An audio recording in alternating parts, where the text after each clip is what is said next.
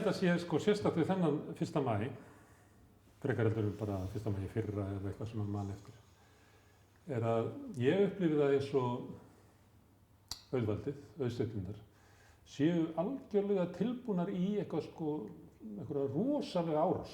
Ætli sér að þurrmjólka allt sem hægt að fá út úr kórónufaraldrinum og efnahagskreppinu sem hún fylgir.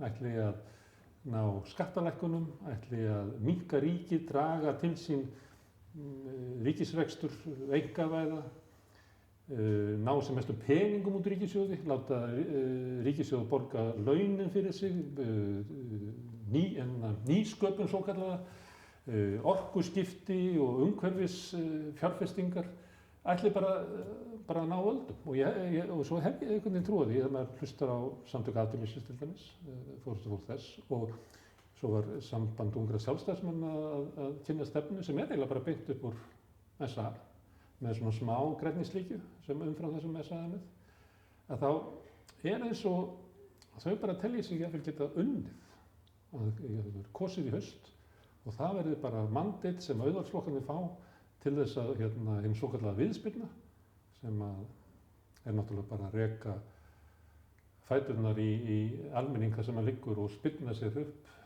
fyrir fyrirtækinu. Svona upplifði ég 1. maí. Já. Að þetta sé bara, ég held ekki að vera of dramatískur, en við séum bara svona næstu í okkur svona úrslitastund. Ég upplifði þetta þannig að auðvaldið sé bara að telja sig vera bara búið að ná valdinu. Búið að sigra. Búið að sigra. Og nú sé þetta bara spurningum að hirða það sem að þeim hendar og henda hinn. Það er mín upplifun. Já, mér finnst það líka svona eins og svona, þú veist, svona undirliggjandi tónn að eftir kosningar verði lífskjarasamningunum sett upp.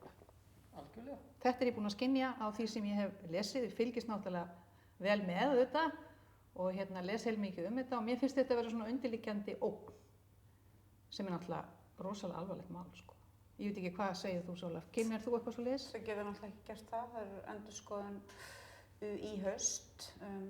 Stjórnvöld geta ekki sagt upp samningum. Ekki stjórnvöld, ég er að tala um atvinnurekendur. Og þau geta ekki gert það eftir kosningar vegna þess að endurskoðun á sér stað í aðdraganda þeirra.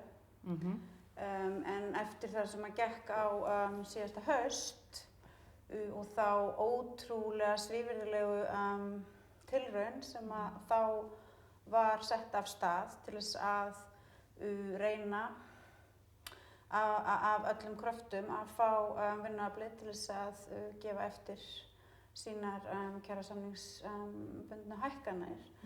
Það náttúrulega tókst ekki hjá þeim vegna þess að við stóðum gegn því og höfðum auðvitað staðið í því stríði þá mánuðum saman, en það eskaleraðist þarna og svona náði þessu tryllingslega hámarki þar sem að þú veist, Halldór Benjamín var bara í öllum þáttum og var bara í sjónvarpsfréttum, í speglinum aftur og bara messaði stöðugt og þá Stebbi Víglundsson birtist og allir þessir menn og allt þetta fólk.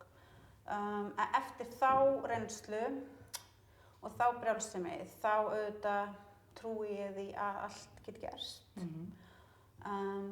Í haust þá? Já, í haust. Já. En við skulum sjá hvað gerist. Já, ég er auðvitað, þú veist, búin undir það.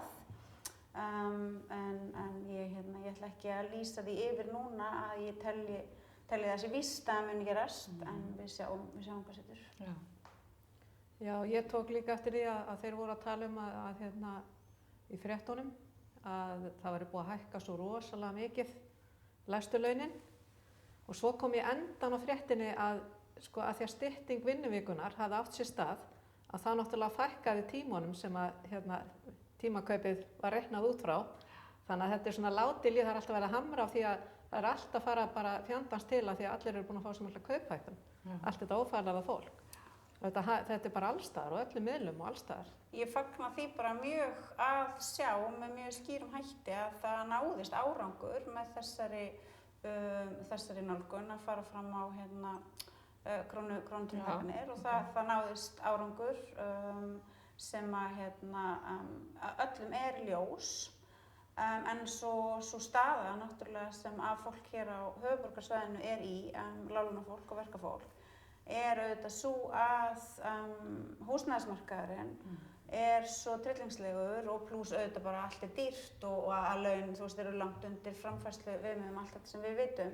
En húsnæðismarkaðurinn, hann er svo risavaxinn faktor í lífi fólks og hann étur upp svo miklu meira en þú veist að tala að 40% það séu svona þú veist, þú megir ekki fara yfir 40% sko í húsnæðiskostnaði af ráðstöfunartekjunum, en ég meina fyrir stóran hóp af láglaunafólkinu innan Eflingar þá erum við komin yfir svo miklu meira en það. Þannig að jafnvel þó að sannarlega náist árangur og jafnvel þó að lægstu laun hækki mest og svo framvegis, meðan að staðan til dæmis svona á húsnæðismarkaði, þá þetta samt, þú veist, þá þessi barátta bara alltaf einhver svona uphill barátta, þangað til að hið opinbera og valdastéttarnir í Íslandi, stjórnvöld, horfast í augu við það að það verður að byggja upp bara mjög mikið af húsnæði sem ekki undirselt lögmálum markaðarins, þá náttúrulega verður þetta bara svona áfram og það mjög áhugavert að horfast í augu við algjört viljaleysi þessa fólks til þess að viðurkenna þessa staðreynd. Þau væla og þau barma sér og þau hóta og þau fara fram konstantli talandi það að þú veist einhvern veginn ekkert skelfilegra en krafa vinnuaflsins launahækkanir, en þau neita að viðurkenna að stór faktor í því að fólk auðvitað bara getur ekki stannað að sjálfsögðu á það að gera það og fá heimtingu á endanum auðvitað bara öllu, en þú veist, þetta fólk sem að þykist þrá stöðugleika og svo framvegis neitar að viðurkenna að meðan að húsnæðismarkaðurinn svona. Sko, mér finnst svolítið merkilegt að því að nú er 1. maí að sko, hvað í raun og veru hefur lítið áunnist frá því í gamla daga. Og það sko til dæmis í fyrstu maígöngunni sem var haldið 1923. Þá voru á sem sagt kröfuskiltunum sko holla mannabústaði, engar kjallarakompur, enga helgidagavinnu, engan réttindamissi vegna fátæktar, atvinnubætur vegna atvinnuleysis. Og þú veist, þetta svona sömu áherslumálin og voru og í raunum má kannski segja það að ójöfnuðurinn hafi aukist frá því til dæmis bara 1940-50 þegar eftir að trygging eftir alþýðuflokkurinn og alþýðusambandið þá unnu svona fast í raun og veru og kröfðust þess að fá réttindi fyrir sitt fólk, tryggingar og annað. Þetta svo sorglegt hvað við lítið áunnist. Sko, ég ekki sammála því að við hefum lítið áunnist. Þegar ég skoða sögu 20. aldarinnar þá var náður svona ótrúlega sigrar. En svo gerist það náttúrulega að það sem hafði áunnist glatast, til dæmis eins og verkamannabústaðirnir. Fyrstu lög verkamannabústaðir eru sett 1929 og vissulega kannski varð aldrei þetta svona félagslega húsnæðis fyrirbæri jafn sterkt hér á Íslandi og kannski annars staðar á Norðurlöndunum, en það þó var til staðar og það var þessi svona vitund það væri bara sjálfsagt og eðlilegt að vinnuaflinu væri veittur aðgangur að mannsæmandi húsnæði, ekki einhverjum kjallarakompum, heldur bara mannsæmandi húsnæði, þar sem fólk gæti lifa með fjölskyldum sínum í öryggi og þyrfti einmitt ekki að sjá á eftir öllum ráðstöfunartekjum sínum í þetta. En svo, og ég meina svo, þú veist, svo farið þarna þessa risastóru uppbyggingu sem að býr til Breiðholtið og svo framvegis, en svo þarna 1998 þá rústar Framsóknarflokkurinn og Sjálfstæðisflokkurinn verkamannabústaðakerfinu og síðan þá hefur náttúrulega bara hafa húsnæðismál bara versnað. Hvað þetta kallað? Húsnæðiskaupmáttur ungs fólks hefur minnkað næstu 50%. Bara staðan svo að við erum í tryllingslegri varnarbaráttu. Aldamótum og svo framvegis. Þannig að allir þeir sigrar sem að sannarlega höfðu unnist, þeir, þú veist ég ekki að segja þeir hafi tapast, þeir voru bara teknir í burtu. Og því miður þá var verkalýðshreyfingin ekki á þeim stað að vera með pólitískt afl eða getu eða hugrekki eða eitthvað til þess að gera það sem auðvitað átti að gera, sem var að stöðva þetta. En þetta samt sem áður sko, innflytjendur í húsnæði sem gjörsamlega fyrir neðan allar hellur, við vitum hvernig húsnæðismálin eru núna. Það er mansal inn í þessu líka sko, að mönnum haldið bara einhvers staðar í kompum og svo vinna þeir hjá atvinnureikandanum. Eins og var á þessu tíma, 23, þá eru vinnukonur inn á heimilum sem haldið bara sem þrælar á þessu tíma. Það sem sérstaklega kannski þetta, að þetta 23, þannig lögð fram krafan atvinnuleysistryggingar sem nást ekki í gegn fyrir 1956, ef ég man rétt. Þannig að þarna allavega einhver eldur þar sem að hreyfingin og verkafólk og alþýðan gerir kröfur sem að ná svolítið langt inn í framtíðina. Á þessum tíma þar sem að verkalýðsbaráttan dofnaði, þá var eitt af einkennum hennar það að hún hætti að gera kröfur, hún hætti að leggja fram einhverja framtíðarsýn og sætti sig við. Hún hafði enga framtíðarsýn, hún horfði ekkert lengra en bara næstu 2-3 árum fram í tíma. Og það kannski það sem að vanta núna, það bara að horfa á hvers konar samfélag viljum við hafa hér eftir 30 ár eða 40 ár. Já, erum við þá ekki að tala og gera kröfur í samræmi við það í rauninni. Já, tala húsnæði, öruggt húsnæði fyrir alla, það hlýtur þá að vera besta kjarabótin og mesta öryggið. Já, við erum aftur komin í það, alveg frá 1923, það erum aftur komin í þá kröfur. Og það þarf þá að vera líka óþarfi að hanga í verkamannabústaðakerfi var náttúrulega svolítið að fólk áttir sínar íbúðir. Mér finnst það vera kannski takmarkaður bara hugmyndaheimur, það þarf að vera breiðara. Ég á þeirri skoðun að hið opinbera á bara byggja alveg heilan hellinga íbúðum og leigja út. Já, og svo sagði til dæmis Drífa í fréttunum í gær að nú var að leggja svo mikla áherslu á atvinnuleysistryggingarnar. Þetta laga það og bæta það væri framtíðin. Og þetta akkurat sem stendur hérna. Sama 1923, þetta sama krafa. Þetta alltaf sama stríði sko. Þetta sama stríði. Það sem kannski grunnátökin alltaf þessu sömu. Já. En maður að líta yfir farin veg og segir býttu hvert erum við komin frá því grunnur var lagður 1923. Þannig var það frá kröfur og svo uppskerutími þar sem að skipulögð verkalýðshreyfing náði því að hafa áhrif á mótun samfélagsins þar sem að hún var veiga meiri hluti af pólitíkinni heldur en í dag. Það var tímabil þar sem að kannski frá stríði fram til 1970 þar sem að verkalýðshreyfingin og svona alþýðu hreyfingarnar höfðu meiri áhrif í þetta samfélag. Nú virðist vera eins og almenningur hafi miklu minni völd heldur að var á þeim tíma. Nú eiginlega náttúrulega samvinnu félögin, bæjarútgerðirnar og svona félagslegu rekstur úr atvinnulífinu næstuði bara búið að útrýma honum. Kannski eftir Orkuveitun og Landsvirkjun og eitthvað svona en hitt meira minna farið. Og svo held ég það sem miklu meira núna og skýri kannski svona það sem ég upplifði sem svona ákefð auðvaldsins að bara taka völdin að ríkisvaldin meira og minna stýrt í þágu auðvaldsins sem ég held að hafi ekki verið raunin í jafn ríkum mæli kannski 1970 eða 1980 þegar ég var að komast til vits og ára. Þá voru önnur sjónarmið sem ríktu. Nú virðist vera þannig að ég upplifði allavega að SA viðskiptaráð Samtök iðnaðarins hafi bara beina línu inn til stjórnvalda. Þetta verður meira og minna stefna meiri hluta flokkanna þar sem þessi fyrirbrigði leggja til. Svona áróðursmaskin auðvaldsins verður bara ríkjandi stefna eða aðalstefna stærstu flokkanna og síðan stefna stjórnvalda. Og ég upplifði það að almenningur hafi minni völd í dag heldur en að hafi fyrir 30-40 árum. Og minni eld heldur en að hafi þarna fyrir 90 árum.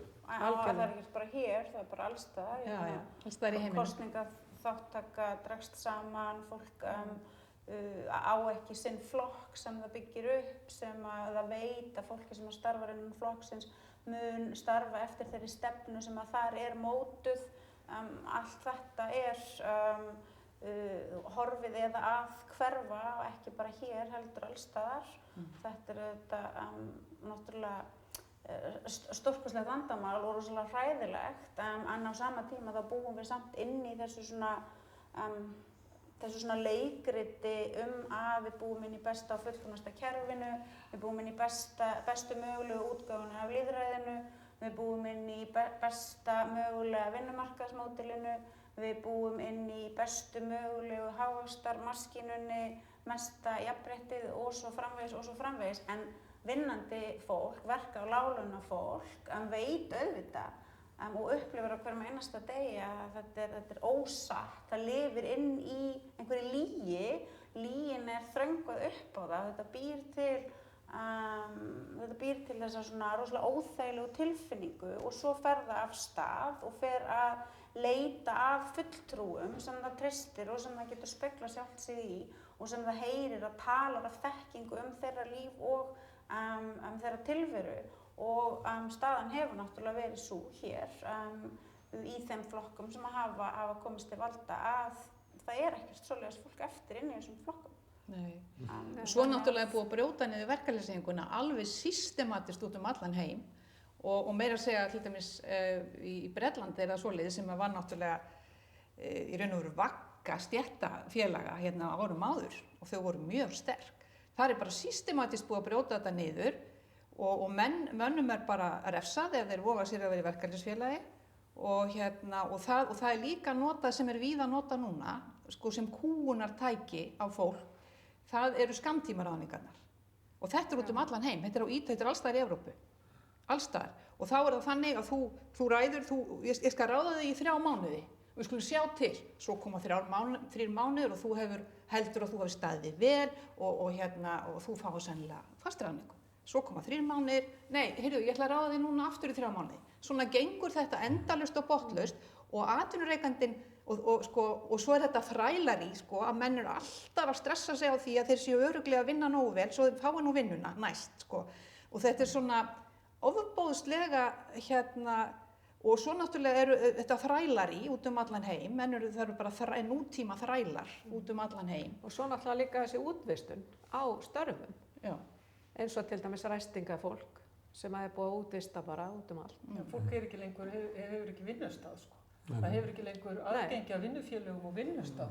Heldur er það bara þvælt á milli staða og er aldrei að vinna með sama fólkinu og þar af leiðandi nær það ekki að mynda eitthvað svona eins og maður gerir á vinnustöðum. Maður á sinn hóp og sín vinnustað. Það tilheyrir ekki samfélagi, sko. Þetta sem var að bensinstöðum í stórmörkuðum, það er eitthvað fólk frá Securitas sem var aðgæða mann. Já, nákvæmlega. Mér langar aðeins að óska alþýðinni til hamingju með daginn og lesa eitt örstutt ljóð eftir Stein Steinarr sem var komið fram á þessum tíma í upphafi baráttunnar og mér langar aðeins að spyrja ykkur hvernig ykkur finnst boðskapur hans eiga við í dag. Og eitt sinn skulu hlekkir þrældóms falla af fæti og hendi hins nauða þjáða manns og eitt sinn skal það skrýmsli blóðvort sígur að velli lagt. Og eitt sinn skulu draumar voru rætast þjóðfélag hins frjálsa sterka manns sem engin ránshönd, drápsönd vofir yfir né slegið fær. Já, eitt sinn skal hins smáði maður úr djúpsins myrkri rísa sterkur frjáls. Þetta er vel við æfið. þetta er öflugt. Ég langar að taka aðeins upp talandi með allra besta lýðræðiskerfi og þú veist við erum með verkalýðshreyfinguna og þetta er svona lýðræðiskerfi sem var byggt upp á virkri þátttöku almenning á síðustu öld en virkar ekki alveg fyrir almenning í dag. Almenningur hefur ekki pláss fyrir hann í svona skipulagðri stjórnmálastarfi og sömuleiðis erum við að koma út úr merkilegum tíma í Íslandssögunni sem er eiginlega sko búsáhaldabyltingin.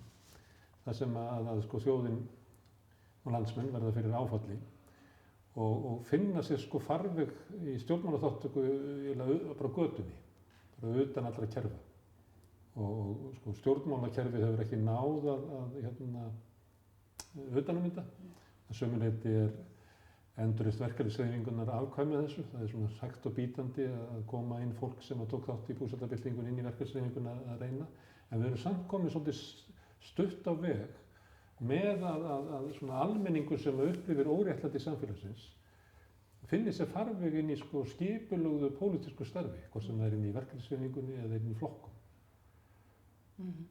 og að sumu leyti þetta svolítið sérstætt sko, þegar við erum með svona hátillakerfi sem að við tölum fallega á hátíðisdögum, en svo kannski er ekki nær alþýðamanna ekki að koma sínum málum svona að. Þegar þú ert út á Austurvelli meira og minna árum saman. Já, ég var ein af þeim sem þausti niður á Austurvell þegar þingið kom saman eftir hrun og þegar þeir kveiktu jólatrénu og það allt og við öskruðum og görguðum og það kom eitthvað skólafólk og við vorum öskrandi og gargandi og lemjandi eitthvað og svo allt í einu náðum við einhvern veginn okkar takti og vanhæf ríkisstjórn og svo var trommað og ég fæ alveg gæsahúð þegar ég hugsa um þetta. En þetta, sko, svo bara var maður á Austurvelli, bara næsta árið, algjörlega og 1. maí, einmitt, eftir hrun, þá kom Gylfi Arnbjörnsson ekki á Austurvelli. Og það var mjög svona undarleg upplifun, að hann einhvern veginn, það var einhvern veginn, sko, verkalýðshreyfingin og þeir sem voru áttu undir högg að sækja, þeir áttu enga málsvara. Það var enginn sem að einhvern veginn, auðvitað hefði verkalýðshreyfingin átt að ryðjast bara niður á Austurvell og bara sem heild.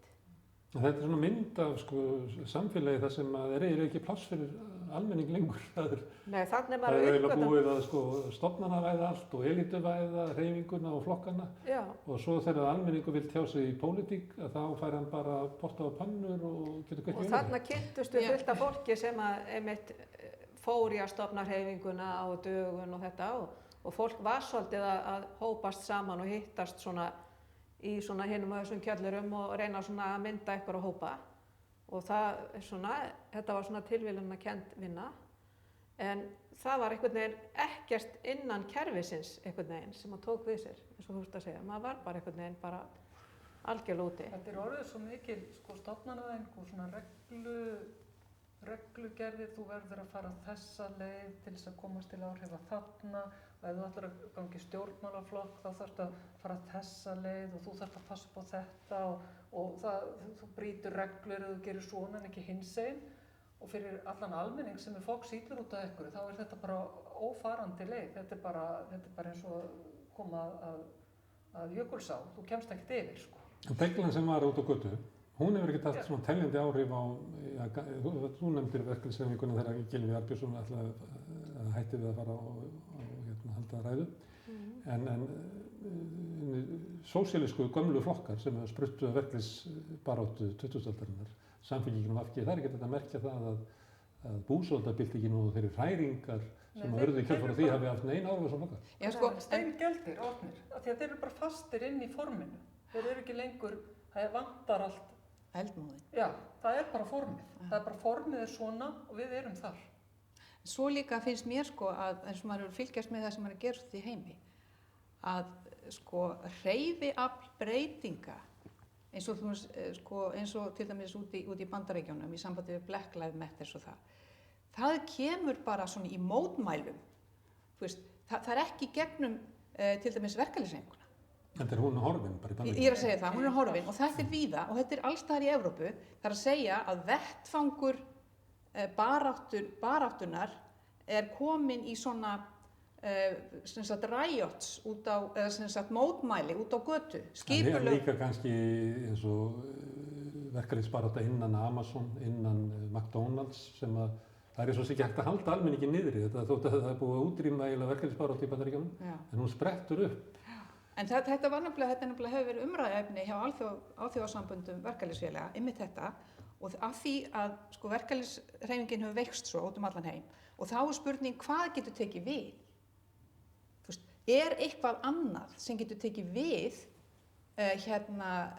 sem sagt þessar verkalýðshreyfingunni og hennar baráttu sem hún hefur verið ef að hún er að gefa sig?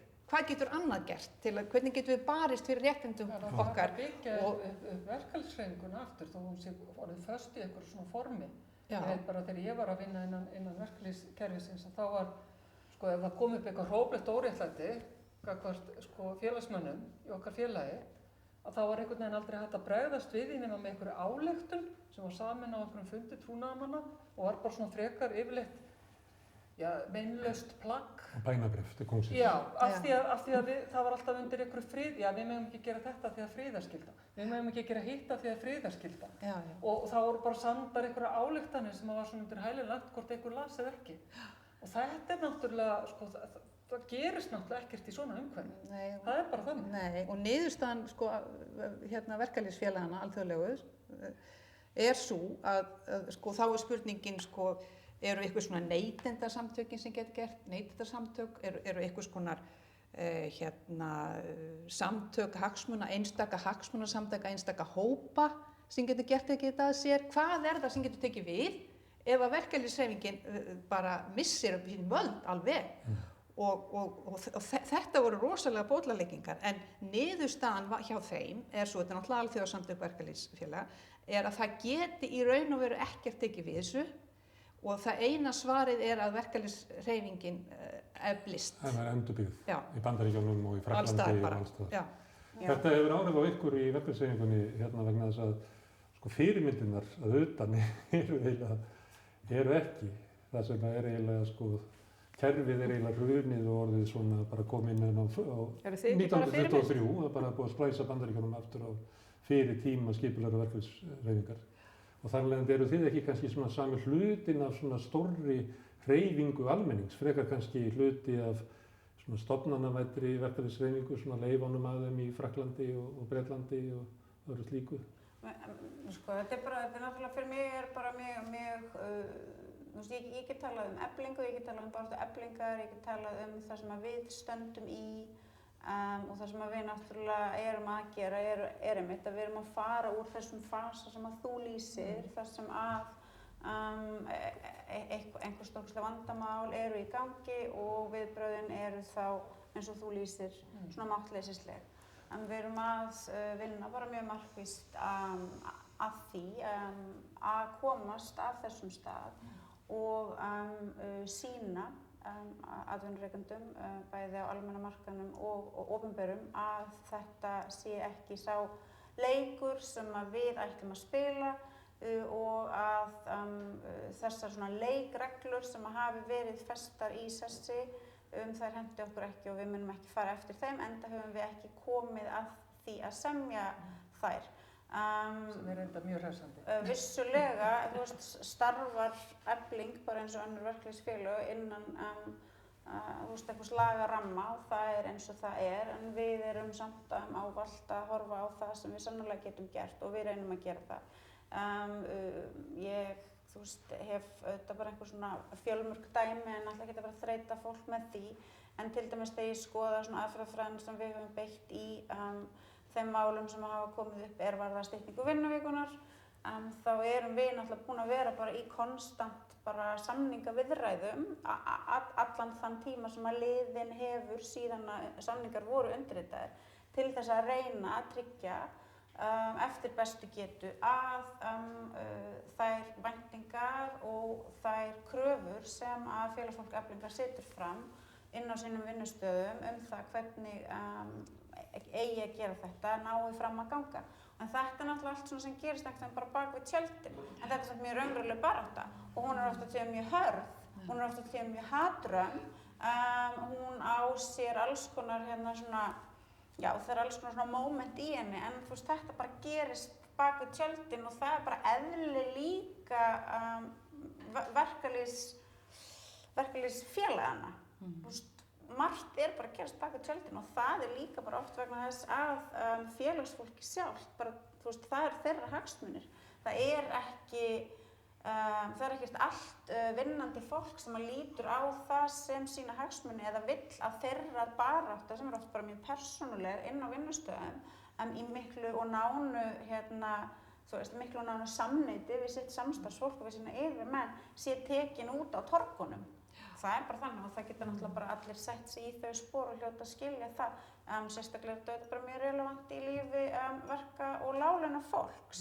En við langar aðeins að beina svo svolítið frá pólitík. Vegna þess að þegar við sjáum baráttuna við auðvaldið í okkar heimshluta, þá er sú barátta háð eiginlega út á götunum. Vegna þess að sko almenningur hefur að mörgu leyti mist gömlu baráttutæki sín.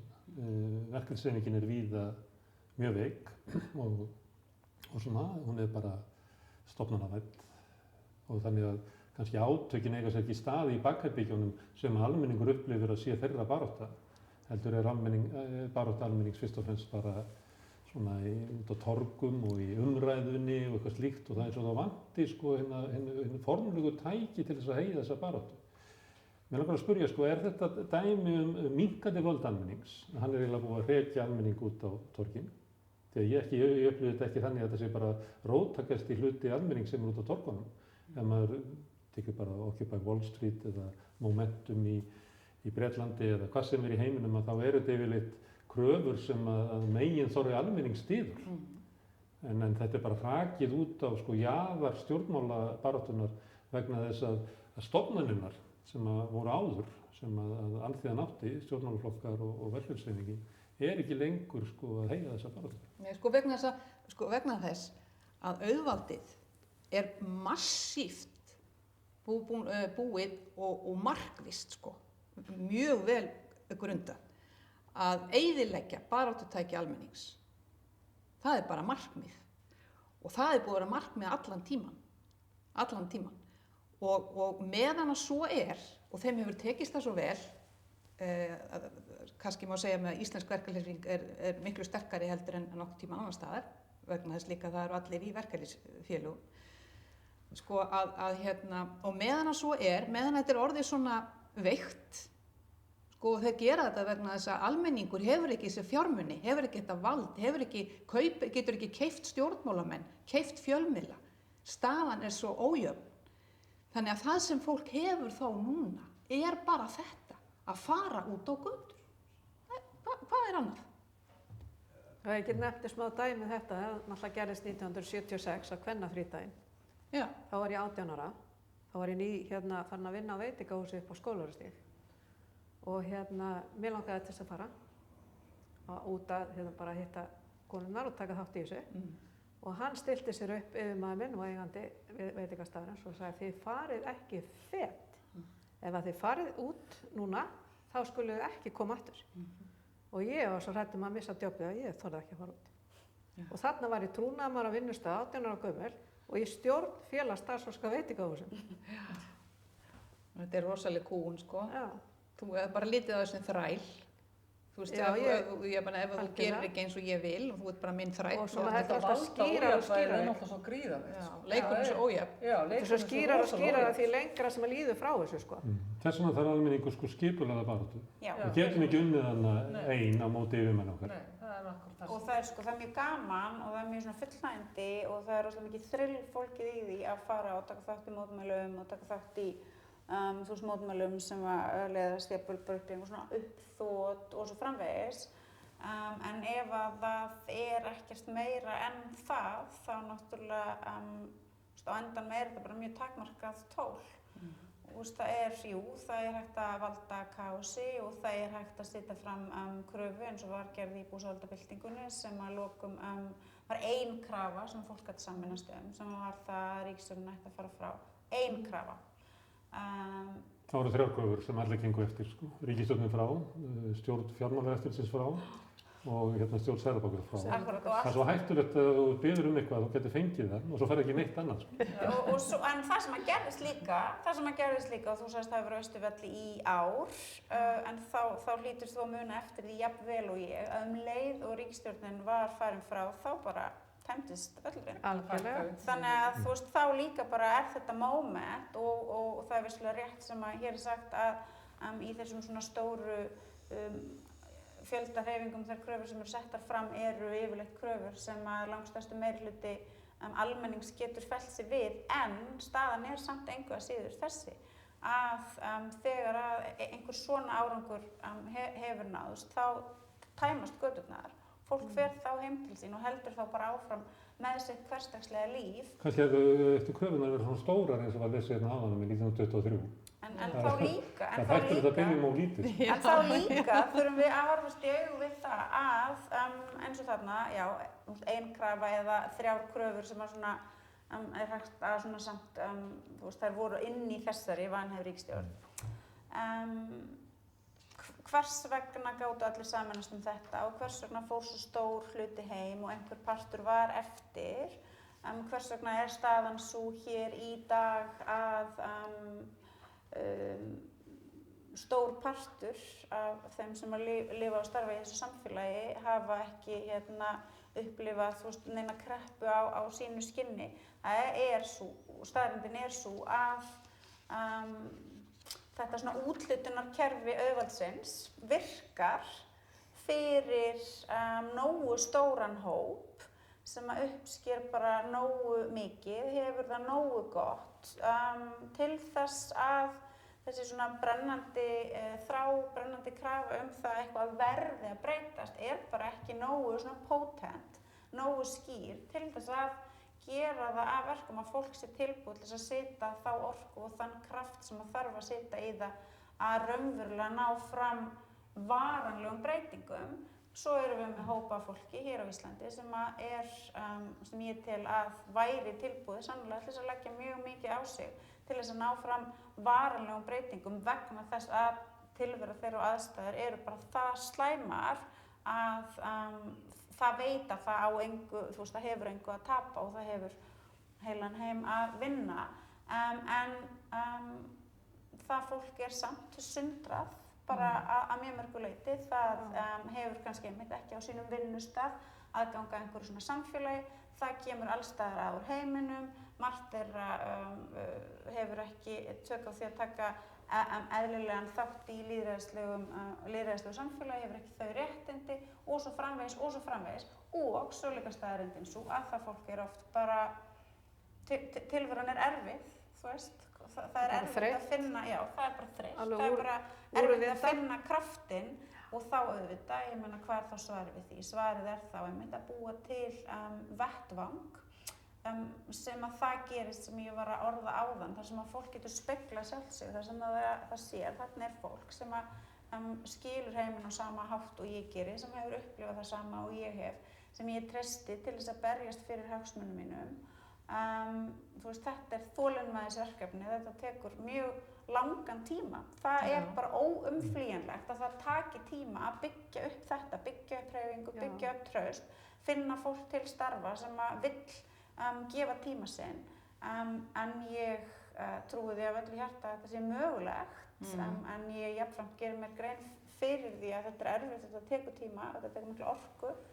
En á þessum tímapunkti bara í veraldarsögunni ekkert augljósara en það engin annar valkostur en að reyna þetta. Vegna þess að ef við reynum þetta ekki, þá náttúrulega erum við ekki aðeins að bregðast okkur sjálfum og fólkinu sem við vinnum með, heldur erum við náttúrulega bara að bregðast, við erum að bregðast þá bara eins mikið og hægt að bregðast, því ekki getum við orðið gamalt fólk og horft tilbaka og horft á það ástand sem að sannlega, dregst upp og verður verra og verra. Það aðeins að fá trufla vegna að segja að byrja Sigrúnu að sækja hana Maríu. En ef ekki að ræða þetta sem að þetta erfitt og ástæðan fyrir að við ættum ekki alltaf að vera samt svona rosalega svona gloom and doom, af því að það líka svona, ef við erum alltaf bara að segja okkur sjálfum og öllum hvað hlutirnir séu erfið. Þeir vissulega eru það, en þeir væri ekki mikilvægir ef þeir væri ekki erfiðir, Þetta væri ekki þörf á að breyta ykkur, ef það þyrfti ekki að breyta þessu. Þarna fólk, það settist ekki bara niður eitt kvöld og var bara hey, ég hef ekki búið til svona flott kröfuspjöld og hvað langar okkur mest í og við skulum gera það og svo förum við af stað. Það lagði allt af veði. Það bjó við óbærilegar aðstæður. Ástæðan fyrir því að það barðist af svona miklum krafti var af því aðstæður þeirra voru óbærilegar og það barðist árum og áratugum saman og tók sama slaginn aftur og aftur og aftur. Já, en Sólveig, málið það líka sem að því þú vorst að tala að það eru einhverjir hópar sem að telja sig bara hafa það gott að þeir vilja ekkert vera að taka þátt í svona baráttu. En mér finnst einmitt þetta að fólk, það vantar bara stéttavitundina vegna þess að til dæmis fólk sem kannski bara neðri millistétt, það svoleiðis þrælar daginn út og inn, það vonlaust að lifa á einum launum, þú veist, allir þurfa að vinna úti og það er svo mikið kapphlaup, sko við erum enn að glíma við ameríska drauminn.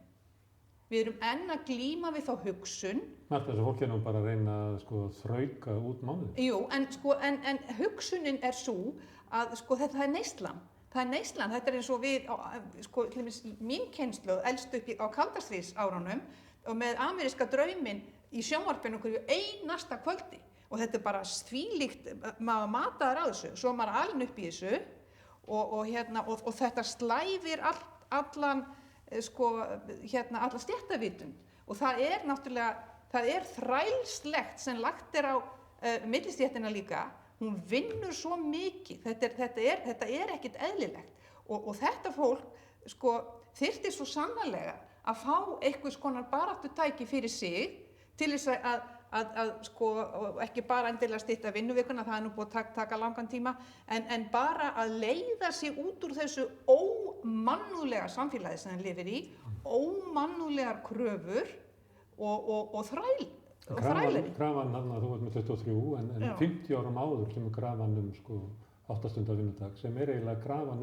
að fá rými til þess að geta tekið þátt í að móta samfélagið. Það er ekki bara að fá að sofa og vinna, þetta er að sé þarna á milli náttúrulega til þess að eiga eitthvað sko félagslíf, en það var líka sko von og væntingar að hafa raunverulega burði til þess að geta tekið þátt í móti samfélagsins, sem að ég átti mig alveg á sko hvort að sú krafa sé rík hjá fólki, að vilja við viljum að við sem höfum verið skilin eftir út undan í sem sagt pólitíkinni, ákvörðun hvernig samfélag okkar er mótað, að við viljum fá okkar sess, við viljum hafa möguleika á því að taka þátt í móti samfélagsins.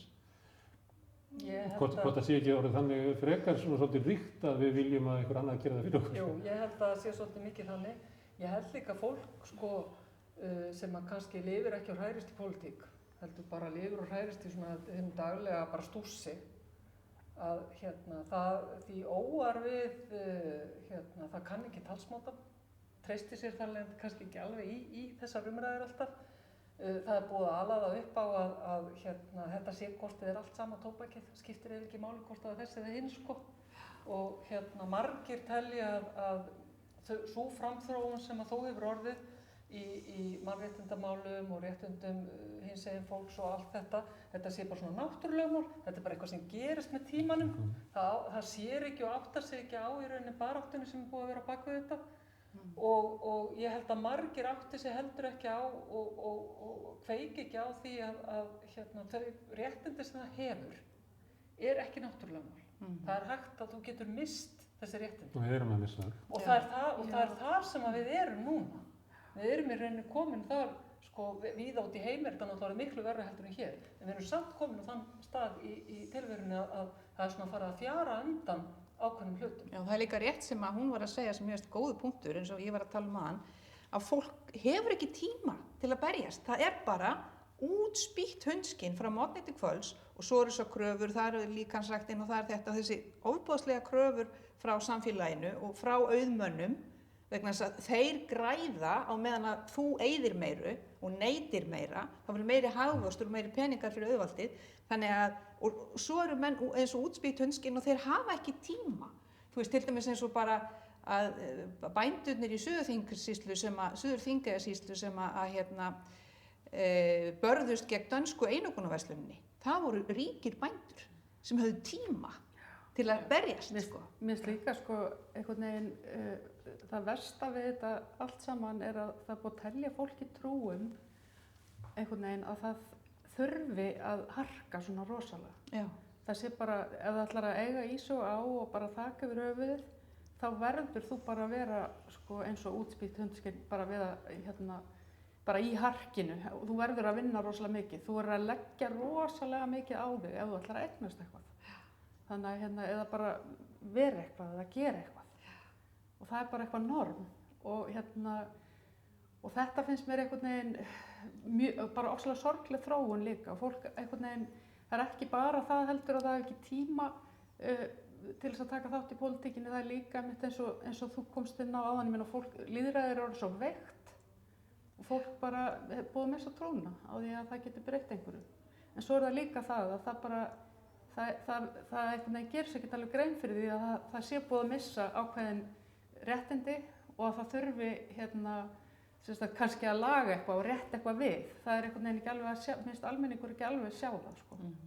Þetta hafi verið eitthvað sem að við höfðum og erum búin að missa. Já, og þú veist, eins og bara, þú veist... Og af hverju það? Bara eins og... Vegna þess að við erum svo vönni að trúa eins og þú varst að lýsa, Vigdís, að við verum alltaf á leiðinni í rétta átt og hugmyndur að eitthvað hafi hrörnað hjá okkur sérumverulega passi bara ekki inn í svona framtíðar sín lífrjálsjáruna, það sem allt á að vera bara á hraðri til að batna. Það möguleiki að það sé ástæðan. Ég átta mig ekki alveg á hver ástæðan en það einhvern veginn, mér finnst bara einhvern veginn búið að telja fólki trúum að það þurfi að lifa í þessu svakalega, þessu svakalega kapphlaupi og það þurfi að leggja rosalega mikið á sig til dæmis bara ekki stækja yfir höfuð. En það þarf ekki rosalega mikið á sig. Já, ég veit það, en skilur fólki finnst það eðlilegt. Það það sem að mér finnst það skrítið. Fólki finnst það eðlilegt. Já, þú veist, ég meina, þú ert með okkur finnst það ekki eðlilegt, en mjög mörgum finnst það eðlilegt. Þú selur þetta bara til dæmis mjög markvisst. Ég man ekki hvort það var núna í vetur eða veturinn undan, þá las ég einhverja grein eftir hann hvað heitir hann, Logi Bergmann.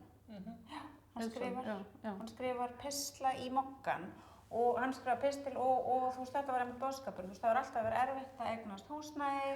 Þú veist, það var líka erfitt þegar ég var ungur, ég veist að vinna ótrúlega mikið, bla bla bla, allt þetta. Og ég las það, ég hugsaði bara eitthvað, já, ok, ég meina, vissulega, þú veist, það alveg margt til í því, sannarlega.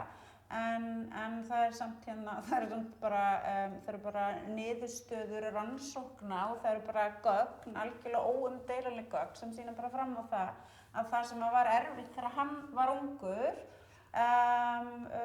Og það sem hann sannlega viðurkennir og segir já, það var erfitt, svo erfitt núna að fyrir risastóran hóp það bara ekki hægt. Já, og þetta náttúrulega þessi svona, þú veist, þetta þessi svona lúmski áróður og þú veist, þetta rosalega svona pótent svona tól og ég, þú veist, veit alveg að fullt af fólki sem að segir þetta, það ekkert að gera það af því að það sé eitthvað illgjart eða vilji ungu fólki sem að núna að reyna að koma undir sig fótunum eitthvað illt, það trúir þessu raunverulega sjálft. En þetta einmitt, þetta bara náttúrulega... Þetta líka þessi krafa og þetta íslenska systemið að þú þurfir að eiga húsnæðið þitt.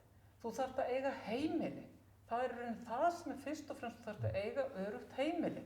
Hvort að þú átt steinsteypuna sem heldur utan þetta heimilið ekki ekki að vera úrslitaatriði. Nei, ég held að samt áherslan á það að eiga í dag, hún náttúrulega kannski... Það ekkert að vera boði hér. Nei, það kannski líka það að þróunin, það hefur náttúrulega verið dálítið þannig að það hefur verið jafnvel ennþá dýrara að leigja heldur en að borga af sínu eigin húsnæði. Hér hefur ekkert verið annað í boði. Og fyrir alþýðu fólk hefur þetta náttúrulega verið eina eignin sem þú getur eignast. Þú átt þetta og svo vinnur og þú greiðir niður lánin og þú veist, þú átt svo missur þetta á svona 10 ára fresti. Svo má heldur ekki gleyma því að til dæmis eins og ég lendi í því sjálf að þegar þetta byrjaði þessi þrýstingur, ég átti þá unga konu sem var búin að læra og var að hugsa að fara út á húsnæðismarkaðinn og hún kemur svo hér, mamma, það bara þannig að það eru allir krakkarnir í kringum mig sem eiga foreldra sem láta á að hafa svona 3-4-5 milljónir. Þetta var bara orðið, þetta í dag bara orðið svona, þú getur ekki eignast húsnæði nema pabbi og mamma eiga 3-4-5 milljónir til að láta þér þessu sem auðveldar að tala stéttaskiptingu við ungt fólk heldur en eldra fólk. Af því að það svo augljósir ungu fólki að það eru bara þeir sem að koma af efni að meiri heimilum sem eiga efni á því að kaupa þessu húsnæði. Þeir sem koma á fátækari heimilum eru dæmd til þess að bara hrekjast á leigumarkaði. En ungt fólk það eru miklu meðvitað stéttaskiptingu heldur en þetta er mín tilfinning. Já, þetta rosalega samt, þetta svo lúmsk barátta gagnvart foreldrunum og foreldrarnir, ég tók þetta inn á mig. Þú veist, ég sem guð mig góður, ég nú bara get ekki veitt barninu mínu. Það bara sama á fátæka móðurinn þegar barnið þarf að fara í vorferð með skólanum eða æfa fótbolta með leikni, það það er fátækir foreldrar út allan bæ Já. með þessa tilfinningu Já. að þeir séu mislukkuð vegna þess að þau get ekki veitt barninu Já. það sem samfélagi gerir kröfu. Og hvað gera sumir? Þeir segja, ég verð að vinna meira, ég verð að vinna meira, ég verð að vinna meira. Ég verð að geta gefið barninu mínu eins og allir hinir foreldrar að gera. Þetta er alveg En þá skelfilegt. getur líka sagt það fyrir láglauna manneski, fyrir láglauna konu, alveg sama hvað hún vinnur, hún getur þrætt sér út, hún er samt aldrei að fara að ná þá að gera þá nema þetta mögulega, þú veist, að geta veitt barninu aðganginn að, þú veist, einhverjum íþróttum eða eitthvað svoleiðis. Til þess þarf hún að þræla sér út og að slíta sér út, en það einmitt að geta lagt eitthvað fyrir og eignast einhverjar milljónir til þess að afhenda svo barninu til þess að koma því á betri stað. Þú veist, það þarf þá eitthvað kraftaverk eða eitthvað lottóvinning eða eitthvað. Og það er náttúrulega algjör út í höfn að fólk þurfa að vinna eins og skellur í helviti til þess að geta leitt barninu sínu stunda fótbolta. Já, Þú veist, það er bara fáránlegt. Það er fáránlegt að fólk sé að veigra sér við þau að borga hádegismatinn fyrir barnið sitt í grunnskóla. Og þurfum svo að hlusta á Loga Bergmann koma að segja að lífið eigi að Já, erfitt. nákvæmlega. Og þegar ég var nú Bjarni Ben var nú með svona ræðum Jú, já, Bjarni Ben. Lífið er erfitt, það er eins og Búdda bara. Já, einmitt, fólk á bara að búa rúmin sín á morgnana og ekki að kvarta. Nei, og fá sér hafragraut. Þú skalt ekki ímynda þér að lífið getur verið eitthvað betra en þetta. Nú okkar taka eitt sem að þú sagði, Védís, að fólk sem er að berjast fyrir lífi sínu, að það upplifir að til þess að geta tekið virka þátt í pólitík, að þá þurfum við að tala með einhverjum hætti, að það sé svona samtal sem við formað. Og því við erum alltaf að tala hann um 1923 í bókinni. Það við hæfi 1. maí. Já, en það fólk, það áttaði sig á þessu og það byggði raunverulega upp eigin kúltúr. Það byggði upp alþýðuhúsin til þess að geta hist þar og skemmt sér, því að það gat ekki lifað inn í veröld yfirstéttarinnar. Og að einhver leyti ástandi orðið sambærilegt í dag að alþýðu fólk getur ekki háð sína pólitísku baráttu vegna þess að öll pólitíska baráttan, fjölmiðlarnir og svona öll formi þar sem að pólitísk barátta fer fram, hefur verið en til ekki þeirra lífi. Það er ekki verið að tala um þeirra mál. Það er ekki verið að tala það tungumál sem það talar. Nei. Og það er og ef það segir eitthvað sem er einhver leyti ögrandi á opinberu vettvangi, að þá byrjið að pota í stafsetningu eða eitthvað svoleiðis. Því í alvöru tala. Sólveig Anna getur háð þessa baráttu því hún kann hvoru tveggja, hún getur bæði barist á það sem að elita situr við borðið, en er líka tilheyrir verkalýðnum. En svona lágtekju fólk almennt, öryrkjar og eitthvað fleiri, eiga mjög með erfiðleikum með að heyja sína baráttu vegna þess að þau eru ekki viðurkennd inn á leikvöllum þar sem baráttan fer fram. Og það er ekki viðurkennt málið sem þau tala og þar leðandi hægt að sópa þeim bara í burtu sem ómarktæk. En nú erum við samt aðeins að koma inn á þetta, að því þetta er samt að því hópurinn öryrkjar er ekki endilega, ég veit ekki alveg hvað, að því það er alveg fullt af fólki innan hópsins öryrkjar sem að geta alveg talað þessu máli, að því öryrkjar koma úr í rauninni öllum greinum og öllum stéttum, þetta er bara fólk sem veikist eða slasast. Já, það getur líka við það að það er ekki viðurkennt í umræðinni að þú getur gert kröfur ef að þú ert ekki á vinnumarkaði. Þannig að þú setur allt sem öryrki við borðið og þú þarft að byrja á því að réttlæta það að þú er erindi í þetta samtal, svo þú sett öryrki. Ég held að það er mikið meira vandamál. Ég er ekki að tala um að fólk sé að tala eitthvað skringilega eða skróla eða eitthvað. Nei, en ég er að segja að það er mikið meira vandamálið einmitt, að fólk þarf að réttlæta tilvist sína bara. Já, en hann endar á því hann Steinn Steinarr í þessu ljóði sem ég las að segja að hinn smáði maður muni rísa sterkur frjáls og það er vonin sem að við sjáum til og við sjáum og við erum í þessari baráttu til þetta í sósíalistaflokknum og þú í Eflingu og allt þetta og af því að við trúum því að það sé hægt að breyta þessu skiljið og það er alveg magnað og þá erum við alltaf að spugla í því hvernig getum við breytt þessu, með hvað hætti? Þessu hefur náttúrulega verið breytt áður, við vitum að það er fordæmi fyrir því að þetta sé hægt að gera þetta. Ég meina það voru ekki sjúkrahús hérna, það voru byggð upp sjúkrahús hérna á fyrirhluta síðustu aldar, fyrir almenning. Ég meina þegar ég var barn þá fór fólk inn á sjúkrahús og þurfti ekki að borga neitt. Það fór til læknis og þurfti ekki að borga neitt. Og borgarastéttin byggði ekki upp spítala, það var ekki gert fyrir það voru kvennahreyfingar stjórnmálahreyfingar almenningssamvinnuhreyfingarinnar og verkalýðshreyfingarinnar sem var byggð í Landspítalanum. Já, já. Borgarastéttin hún þáði bara gjafir frá Oddfellows í Danmörku eða franski spítalinn eða katólska kirkjan. Það var íslenska ríkisvaldið fór ekki að hugsa að byggja upp heilbrigðiskerfi fyrir að alþjóðahreyfingarnar höfðu áhrif á íslensk stjórnmál. Já, mér skilst að íslenska kvennahreyfingar eru búin að safna fyrir helmingum á Landspítalanum og þannig að Alþingi samþykkti að borga fyrir hinn helminginn, sko. Og við trúum því hérna í Sósíalistaflokknum að við getum verið hreyfiafl ef við komumst á þing og við viljum komast á þing til þess að geta orðið hreyfiafl og kraftur fyrir hinna vinnandi stéttir. Farvegur. Farvegur fyrir hinna vinnandi stéttir og fólk sem hefur ekki átt upp á pallborðið núna í lengri tíma.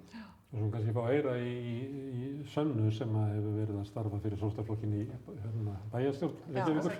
Já. Það er nú heldur betur passandi núna í þessari umræðu. En þú ert að vísa í svona vonina að breyta heiminum. Já. Það við hana. María, hefur þú von að... Það sé hægt að breyta? Já, ég meina, ég held að... Þannig að þú eftir að upplifa mikla breytingar á samfélaginu? Ég náttúrulega vona það. Ég svo sem ekkert forspá en auðvitað vona maður það. Og ég held samt líka, ég held að rosalega margir séu komnir á einhvern stað núna þar sem að þeir eru bara komnir á einhvern vegg, sko. Ég meina, eins og ástandið er búið að vera núna einhvern veginn og ástandið er orðið eins og við erum að tala bara með húsnæðismarkaðinn og ungt fólk og eitthvað svona. Ég meina, og fólk er ekki að bara millistéttin er í rauninni, svona neðri millistéttin er gemst örugglega varla í gegnum greiðslumat einu sinni. Þannig að við erum svona, ég held að við séum komin út í horn með rosalega marga hluti og þannig að ég held að við séum komin á einhvern stað þar sem að við mögulega getum haft áhrif og breytt og það muni verða einhver svona þessi pólitíski vilji sem að við höfum svo greinilega séð að hefur ekki verið til staðar til þess að breyta hlutum, að hann fari að snúast. Þú trúir að þú munir upplifa mikla samfélagsbreytingar? Ég veit ekki hvort ég að segja miklar, en ég vona það. Ég vona að ég mun sjá miklar samfélagsbreytingar. Ég trúi því að við eigum eftir að sjá miklar samfélagsbreytingar, annarkvort eigum við eftir að sjá samfélagið að versna og ekki bara okkar samfélagi heldur bara ástandið í veröldinni. Það er óumflýjanlegt og samfélagsbreytingar einar sér munu breyta bara mannlegri tilveru. Ef og þá að við munum ná einhverju svona einhverju fótfestu og þá er ég bara að tala baráttu bara vinnandi fólks alls staðar í heiminum og sú barátta og sá kraftur fjöldans mun leiða af sér raunverulega róttækar, góðar breytingar sem að munu gera það að verkum að ástandið byrjar að lagast og þegar fólk áttar sig á því að það er hægt að breyta ástandinu og það er hægt að byrja að laga það, þá mun meira hugrekki, meiri kraftur, meira hreyfiafl verða. Þannig að óumflýjanlega erum við að trúi því að á okkar lífstíma munum við sjá mjög miklar breytingar og suma daga trúi ég því að hlutinir eigi eftir að þurfa að verða miklu verri áður þeir geta orðið betri og þeir skoða bara pólitíska þróun bara í Evrópu þeir til dæmis bara skoða svona pólitíska þróun í Þýskalandi, hvernig fólk er að kjósa þar og sé það að ungir karlmenn, mjög stór hluti ungra karlmanna kýs allt hérna, hvað heitir það, ALF? Valkostur fyrir Þýskaland. Já, valkostur fyrir Þýskaland. Þegar ég sé það, þá þú veist, kremst eitthvað inn í mér á bara svona ótta, sko. Og svo framvegis, ég meina þetta er að gerast á svo ótrúlega mörgum stöðum, en svo getum við líka horft og fundið fullt af dæmum og fullt af stöðum þar sem að hið öfuga er að gerast. Þar sem að bara merkileg barátta sem að háðir í samstöðu, þú veist, samstaðan er lykillinn þar. Líka vinnur mikla sigra. Þannig að já, bara 100% er eitthvað mjög mikið að fara að gerast og breytast, en hvað það verður, þá það kannski vandast svolítið að spá fyrir það. Vandur slíkt að spá. En Sanna, þú má ég spyrja þessu, því þú ert yngst og sér það lengst. Heldur þú að upplifa umtalsverðar breytingar á samfélaginu til batnaðar? Eða heldur að við lókumst inn í einhverju nýfrjálsvíkju fasisma helvíti? Ég held að það geti gerst áður en að allt verður betra, eins og ef ég er að heyra þetta rétt. Ég geti trúa því að allt svona fari til fjandans áður en við sjáum regnbogann, áður en við sjáum það góða. Því að ég held að það þurfi líka að eiga sér stað áður en einhvern veginn svona raunverulegar góða breytingar geti gerst. En við erum samt á þeim stað að allt er að fara til fjandans hjá mjög mörgum. Varðandi bara húsnæðiskostnað, varðandi lífið, varðandi að geta ekki borðað út mánuðinn, varðandi að geta ekki farið til læknis, varðandi að geta ekki farið til sálfræðings, bara aldrei. Þannig að allt sem þú ert að einhvern veginn berjast við og hugsa að það einhvern veginn svona brýst í líkamanum þínum og það kemst ekkert út, þannig að auðvitað er bara allt í rugli hjá Það fólk lifir í helvíti, það er ekkert að segja að það þurfa að vera lengur í helvíti eða búið verða helvíti. Nei, en svo erum við með stjórnmálin og þeim er bara alveg sama, stór hluti. Þannig að það er þetta svona sem við erum að kljást við núna hvenær kemur myndlíkin. Ég held að það sé stór spurning. Já, mér langar að segja sem að mér finnst svo magna og það er svona, það er nefnilega lítið en ofsalega stórt atriði og það er bara fyrir 5 árum síðan, þá þorði ég bara ekkert að segja sósíalismi. Ég er búin að vera sósíalisti alla tíð, ég hef aldrei þorað að segja það, einhvern veginn af því að ég hef þorað að segja það en einhvern veginn borgar það sig ekki því maður er bara tættur í sundur, ef maður vogast þér að segja það, þá ég bara ekki nefnt að standa í þessu, skiljið. Svo allt í einu kemur þetta núna og nú er bara í tísku að vera sósíalisti, í alvörunni.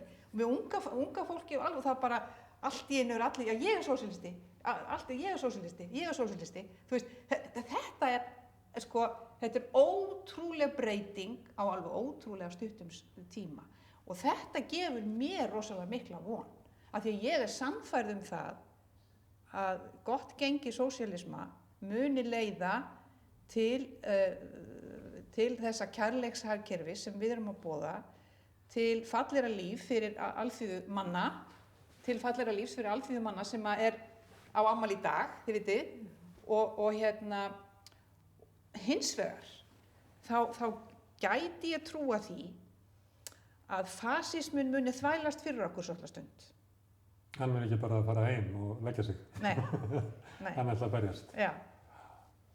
Rasismi og fasismi, þjóðerniskennd, muni gera það. Ég spái því að við glímum við hana svolítinn tíma, en það verður ekki lengi. Hún á nefnilega ekki mikla rætur, til dæmis sjáðu til af Ítalíu, að þar streymir inn flóttafólk, algjörlega endalaust og botnlaust, og þar kemur maður sem er forystumaður stjórnmálaflokks sem heitir Lega, eða hét Norðurbandalagið áður. Hann Salvini, og hann er að berjast, hann er svona fasisti, þjóðernissinni, og margir stukku á þann bát þar. En svo fer hann að sýna sitt réttla andlit og fullt af fólki deyr á leiðinni af því að hann var með svo harða stefnu gagnvart útlendingar. Og þá sögðu Ítalinn, nei, þetta er of mikið, nei takk. Og hann var bara settur út af sakramentinu. Þannig að það er einhvert limit fyrir fasismannum sem er rísandi dálítið og mikið. Það er margt gott í mannfélaginu og mikið afl sem getur leiðrétt mikla grimmd sem er. En stundum náttúrulega grimmdin hefur oft valdið á peningana og völdin og getur kúað gott fólk. Herðu, en þú sagðir afmæli, þannig að við svona enda spjalli kannski á því að sósíalistaflokkurinn er 4 ára í dag, stór afmæli, það er 4 ára. Sem allir vita sem að hafa verið afmæli þar sem eitthvað verið 4 ára, það er stórkostlegt afmæli að vera 4 ára. Besti aldurinn. Já, það var könnun í gær, ég veit ekki hvort ég tala um kannanir, en með mér var að mæla og þá var sósíalistaflokkurinn stærri heldur en Miðflokkurinn og Flokkur fólksins sem er svona ákveðið afrek. Hvað, María, bindur þú von við að sósíalistaflokkurinn hafi góð áhrif í Íslands samfélag? Já, ég bind miklar vonir við það og ég held bara líka að þjóðfélagið bara þarf svo rosalega á sósíalistaflokknum að halda. Þannig að já, ég bara algjörlega. algjörlega. Sólveig. Og ég bara vil óska flokknum og félagsfólki flokksins til hamingju með þetta 4 ár, það er bara ágætlega langur tími. Og flokkurinn er náttúrulega svo heppinn að hafa haft Sönnu sem svona sinn góða og mikilvæga fulltrúa í borginni þar sem hún hefur sannarlega sýnt það að það er hægt að tala máli efnahagslegrar réttlætisbaráttu með þeim hætti að fólk er tilbúið til þess að hlusta og taka undir og skilja hvað er sagt. Ef að flokkurinn getur gert það, þá er það náttúrulega bara, þá hlýtur eitthvað gott að geta gerst, ég bara trúi því. Sanna, hefur flokkurinn gert gagn í þessu 4 ár? Já, ég bara hafði aldrei tekið þátt í einhverjum svona pólitísku starfi og allt í einu var ég komin í eitthvað kaffispjall með fólki sem ég hafði aldrei hitt áður og ég vissi ekkert hvað ég var að koma mér út í og ég hugsaði svona, já, ég hef nú ekkert verið pólitísk en bara allt mitt líf hafi verið mjög pólitískt. Það er pólitískt að halda fólki í fátækt, það er pólitískt að neita fólki húsnæði, það er pólitískt að neita fólki tannlæknisþjónustu sem gera það verkum að barnið þitt fullorðið með skarð af því að það náði ekki að fylla upp í tannstæði sem átti að vera fullorðinstönn af því að fæddist með fæðingagalla eins og heitir og getur ekki keypt 180.000 króna gervitönn til að fylla upp í það tannstæði. Það er pólitískt að bara búa til allan þennan vanda sem að fullt af fólki, margt fólk glímir við í dag og það er ekki því fólki að kenna. Þannig að ég held að við séum mörg úti sem eru sósíalistar og það er ekkert eitthvað svona til að skamma sig fyrir eða eitthvað sósíalismi, já ok, ertu einn af þeim, það er nú svolítið. Þannig að ég segi bara til hamingju með daginn og gleðilegan 1. maí og áfram sósíalismi. Katrín, þú nefndir breytingar á umræðinu og nú var óvænt að segja að vera sósíalisti. Heldur að flokkurinn hafi haft áhrif á því að flytja til, hvað ég var að segja, svona miðju umræðunar? Þessi lagi, ég held að það sé ekki að fínt að vera kapitalisti í dag og var fyrir 4 árum. Nei, og það sem ég hef tekið eftir að það er, maður hlusta útvarpið sko og það er verið að taka fyrir einhver málefni eins og umhverfismálin sem eru náttúrulega eitt af stóru málunum og þá eru menn farið og sérfræðingarnir, já þetta er nú í þessu kapítalíska samfélagi.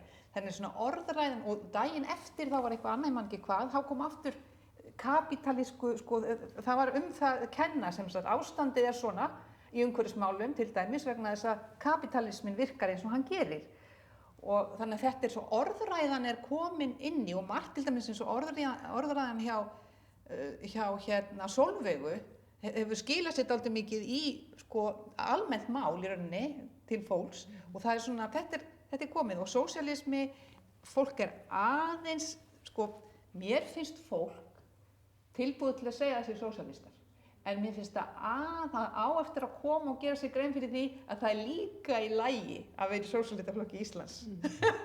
Skiljið, það er aðeins svona þarf að tengja það betur svolítið. Það er nú held ég fleiri sem ganga í þennan flokk heldur en flesta aðra flokka. Já. Gengur ykkur í hann okkur að minnast að degi. Herðu, við skulum slökkva núna á kamerunum og ná í stólana svo við getum líka notað þennan hluta borðsins og fá Védísi og Sigrúnu hingað aftur og halda áfram að tala þegar við búum slökkva á kamerun. Já.